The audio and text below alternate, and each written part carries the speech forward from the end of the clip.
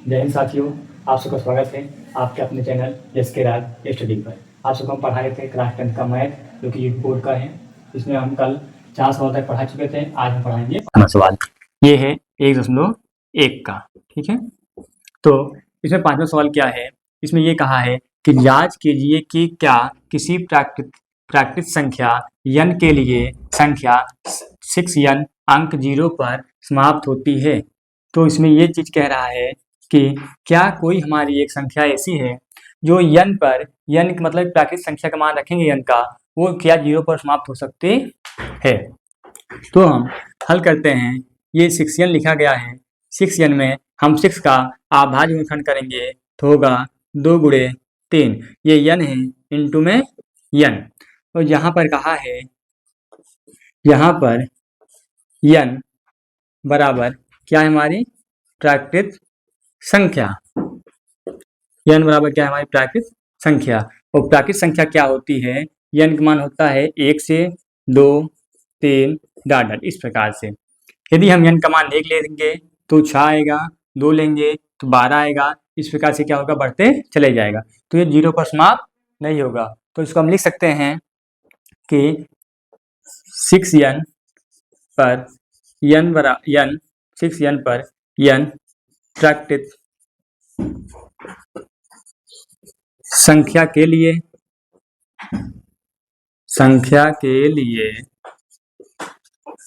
शून्य पर समाप्त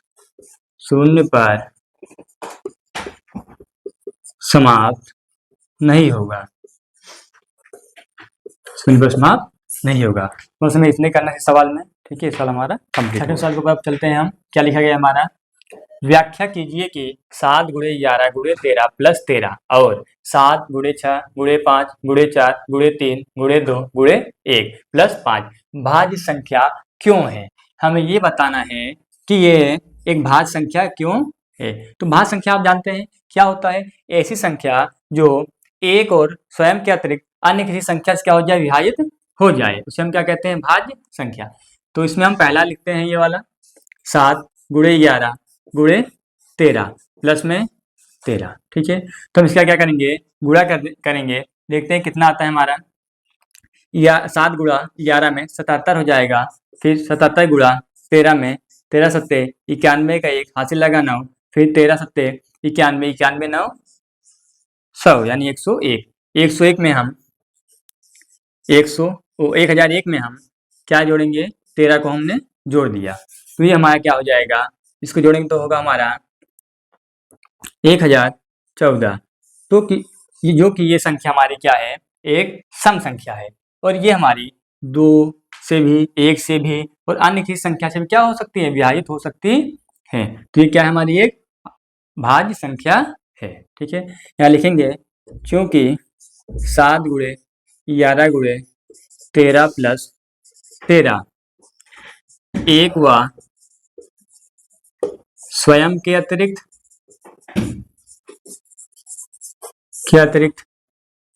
अन्य किसी संख्या से विभाजित होगी। ठीक है, इसलिए यह भाज्य संख्या है। ठीक, भाज्य संख्या है। और इसी प्रकार से हम अगला सवाल बताते हैं। इसमें जो लिखा गया है सेकंड सवाल, इसमें क्या कहा है, 7 गुणे 6 गुणे 5 गुणे 4 गुणे 3 गुणे 2 गुणे 1 प्लस में 5। ठीक है, तो हम यदि इन सबका गुणा करते हैं, देखते हैं हमारा कितना आ जाएगा। गुणा करेंगे तो हमारा आएगा 5040 और प्लस में क्या है हमारा 5। इनको आपस में जोड़ेंगे कितना आ जाएगा, 5045।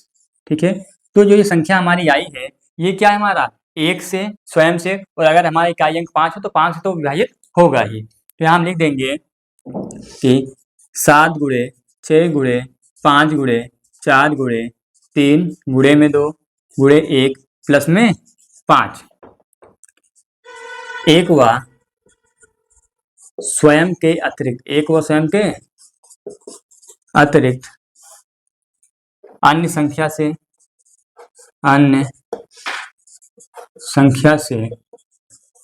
विभाजित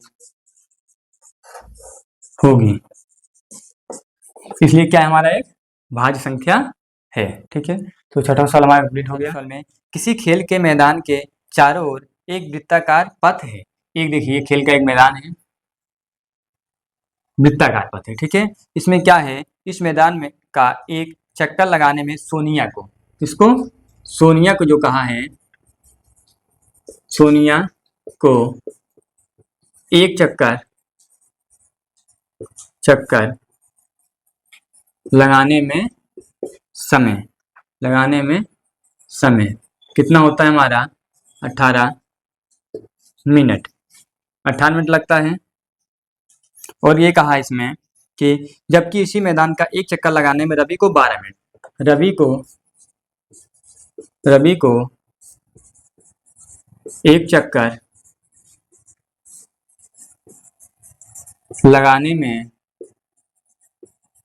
लगा समय बराबर 12 मिनट, 12 मिनट। सचिन होगा था फोन होता। रवि को एक चक्कर लगाने में लगा समय 12 मिनट। तो हमें ये कहा है कि इस सवाल में एक खेल का मैदान है, वो वृत्ताकार है। यहाँ से अगर रवि चालू करता है क्या, दौड़ना, और सोनिया दोनों एक साथ दौड़ना क्या करते हैं, एक ही स्थान से और एक ही समय पे दौड़ना चालू करते हैं। जैसे ये हो गया हम सोनिया, और यहाँ क्या है रवि, दोनों एक स्थान से एक ही दिशा में दौड़ना इस प्रकार से चालू करते हैं। तो सोनिया को एक चक्कर लगाने में समय कितना लगेगा, 18 मिनट, 18 मिनट लगेगा, और रवि को 12। इसमें हमें पता चलता है कि सोनिया की स्पीड क्या थी, कम, रवि क्या थी, ज्यादा। तो रवि जो है बहुत जल्द यहाँ पर क्या हो जाएगा, पहुंच जाएगा, और सोनिया को समय लगेगा। तो वापस से कुछ समय बाद रवि धीरे धीरे बाद में वापस आके सोनिया के पास तक पहुंच सकता है। तो उसको वहां पहुंचने में कितना समय लगेगा। तो ऐसे सवालों में हम क्या, जो हमारा समय दिया होता है उनका हम लेंगे एलसीएम। तो हम यहाँ लिखेंगे 18 कामा 12 का एलसीएम लेते हैं। तो एलसीएम लेने के लिए पहले इसका क्या करेंगे, हम गुणनखंड करेंगे 18 का। तो 18 गुणनखंड क्या होगा, 2 से 2 नंया 18, फिर 3 से 3 तिरिक 9, फिर 3 से 3 एक 3। और इस प्रकार से 12 को 2 से 2 6 12, फिर 2 से 2 तिहाई 6, फिर 3 से 3 एक 3। अब क्या करेंगे हम, 18 का गुणनखंड क्या है हमारा, 18 अब क्या लिख सकते हैं हम, 2 गुणे 3 गुणे 3, 2 गुणे 3 गुणे 3। 12 क्या लिख सकते हैं हम, लिख सकते हैं 2 गुणे 2 गुणे में 3। दोनों में कौन है, ये 2 देखिए दोनों में है, और ये 3 क्या है हमारा, दोनों में है। तो यहाँ हम लिखेंगे 18 कामा 12 का एलसीएम क्या हो जाएगा, 2 गुणे यहाँ से एक 3, और एक 2 ये बचा है, और एक 3 ये रहा। तो क्या आएगा हमारा, 2 तिहाई 6, 6 दूनी 12, 12 तिहाई 36। यानी हमें क्या लगेगा, सोनिया और रवि दोनों 36 मिनट बाद पुनः अपने स्थान पे मिलेंगे। यहाँ लिखेंगे सोनिया और रवि 36 मिनट बाद पुनः एक दूसरे से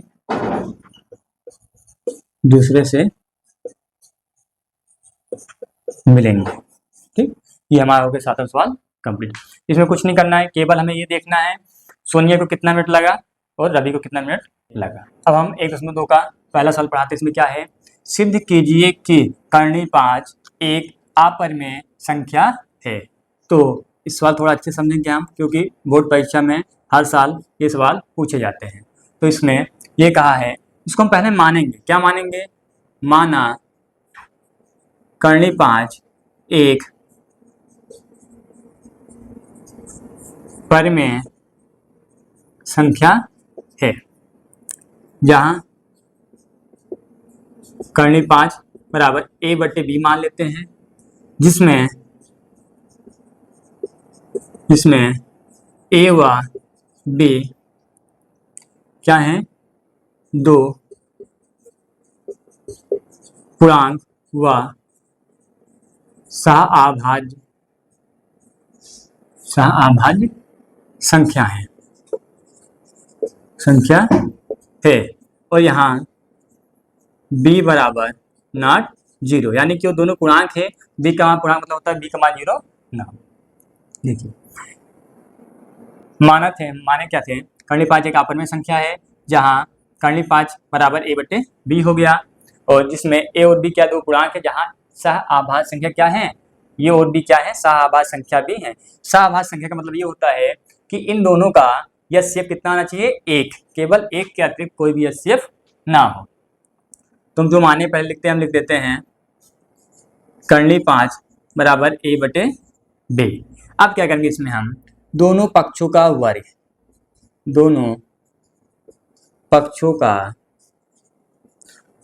करने पर इसका वर्ग करेंगे, कर्णिक 5 का वर्ग बराबर a बटे b का वर्ग। कर्णिक 5 का स्क्वायर होता है 5, क्योंकि हम कर्णिक 5 गुणे कर्णिक 5 करेंगे तो हमारा कितना आएगा, कर्णिक आपस में कैंसिल हो जाता है, आया कितना हमारा 5, और बराबर a का स्क्वायर बटे b का स्क्वायर। ये b यहाँ जो है हमारा 5 बराबर a स्क्वायर बटे में b स्क्वायर है, b यहाँ 5 यहाँ, तो b स्क्वायर बराबर a स्क्वायर बटे में 5। अब हमें क्या है देखिए, a स्क्वायर जो है 5 से क्या है, विभाजित है, तो a भी हमारा क्या होगा, 5 से विभाजित होगा। यहाँ लिखेंगे क्योंकि a स्क्वायर 5 से विभाजित है, इसलिए a भी 5 से विभाजित होगा। ठीक, यह समीकरण नंबर 1 इसको कहा जाएगा। अब इस सवाल को हम और आगे लगाते हैं। अब क्या करना है कि हम फिर से मानेंगे, क्या मानेंगे, माना, अब क्या मानेंगे, माना a बराबर 5c, माना a बराबर 5c, और जहाँ a है वहाँ पर क्या लिखेंगे हम, 5c, तो यहाँ क्या होगा, b स्क्वायर बराबर 5c का होल स्क्वायर, क्योंकि यहाँ पर a का स्क्वायर है इसलिए बटे में 5, b स्क्वायर बराबर 5 का स्क्वायर 25, c का स्क्वायर c स्क्वायर बटे में 5, 5 पचे 25, क्या आएगा, b स्क्वायर बराबर 5c स्क्वायर। ये 5 यहाँ गुणा है, यहाँ बटे हो जाएगा, यानी कि b स्क्वायर बटे में 5 बराबर में c का स्क्वायर। अब देखिए ये जो 5 है इसके बटे में b का, अगर b का मान कुछ भी लेंगे तो ये 5 से क्या हो जाएगा, हमारा विभाजित हो जाएगा। तो यहाँ वापस हम लिखेंगे क्योंकि b स्क्वायर 5 से विभाजित है, इसलिए b भी 5 से विभाजित होगा। इस समीकरण नंबर 2, तो यहाँ पर हम लिख देते हैं। ठीक, तो यहाँ पर क्या है, एक समीकरण नंबर 1 वो रहा, 2 ये रहा। हमने माना क्या था कि ये दोनों आपस में क्या है, एक परिमेय संख्या है जिसमें a और b क्या है, पूर्णांक होना चाहिए, और क्या है, आपस में सहाभाज्य है। लेकिन एक के अतिरिक्त 5 से भी a और b क्या हो जा रहे हैं, विभाजित हो जा रहे हैं। तो इसे हम यहाँ लिखेंगे, देखिए a और b 5 से क्या है, विभाजित, इसको हम लिखेंगे समीकरण 1 व 2 में a, b दोनों 5 से विभाजित है, जो कि माने गए तथ्य का विरोध करते हैं, माने गए तथ्य का क्या करते हैं, विरोध करते हैं। क्योंकि हमने माना था कि a और b में केवल एक HCF होना चाहिए। यहाँ पर क्या है, 5 भी क्या इनका उभयनिष्ठ गुणनखंड है, इसलिए क्या होगा हमारा, कर्णिक 5 एक अपरिमेय संख्या है। यहाँ हो गया हमारा इति सिद्धम, ये हमारा सिद्ध हो गया। यहाँ क्या लिखे थे हम, सिद्ध करना था हमें कर्णिक 5 क्या एक अपरिमेय संख्या है। तो पहले इसको सवालों में माना जाएगा कि एक प्रमेय है और जहां कर्णी 5 बराबर a बटे b, जिसमें a और b क्या दो पूर्णांक है, जहां सह अभाज्य संख्या भी है। तो कर्णी 5 बराबर a बटे b हो गया। दोनों पक्षों का वर्ग किया जाएगा, यहाँ वर्ग करेंगे, यहाँ पर भी वर्ग। इसको वर्ग हमने तोड़ा, वर्ग से वर्गमूल कैंसिल हो गया, आया कितना 5 बराबर a स्क्वायर बटे में b स्क्वायर। यहाँ पर हम ये 5 को यहाँ लेके आ जाते हैं, इस b को यहाँ करेंगे तो b स्क्वायर बराबर a स्क्वायर बटे में 5। तो यहाँ लिखेंगे a स्क्वायर क्या है 5 से विभाजित होगा, क्योंकि a स्क्वायर 5 से विभाजित होगा इसलिए a भी 5 से क्या होगा विभाजित होगा। ये समीकरण नंबर कितना हो गया 1। फिर वापस से एक बार मानेंगे हम b के लिए, तो a बराबर 5 c, तो b स्क्वायर बराबर a का मान जो हम यहाँ लिखे हैं a स्क्वायर है, यहाँ लिखेंगे 5c का होल स्क्वायर, 5c का स्क्वायर, 5 स्क्वायर 25, c का स्क्वायर c स्क्वायर बटे में 5, 5 बचे 25। तो b स्क्वायर बराबर कितना आया 5c का स्क्वायर, और यहाँ से अगर हम c अकेला करते हैं तो b स्क्वायर बटे में 5 बराबर में c का स्क्वायर। हमें पता है कि b स्क्वायर 5 से क्या होता है विभाजित होगा, तो इसलिए b भी क्या होगा 5 से ही विभाजित होगा, जो कि अब इसमें क्या करना है, समीकरण नंबर जो 1 लिखा गया है और जो यहाँ हमारा 2 है, इन दोनों में क्या कहा है कि समीकरण नंबर 1 व 2 में a व b दोनों से विभाजित होते हैं। जो a और b हैं ये 5 से क्या होता है विभाजित होता है, जो कि माने गए तथ्य का क्या करते हैं विरोध करते हैं, जो हमने माना था। इसलिए कर्णी 5 एक अपरिमेय संख्या है। ठीक है, ये सवाल हमारा कंप्लीट हो गया। अब मिलते हैं हम अपने कल वाले नेक्स्ट वीडियो मिलेंगे। आज के लिए बस इतना ही। ठीक है, आप सब बने रहिए चैनल के साथ हमेशा।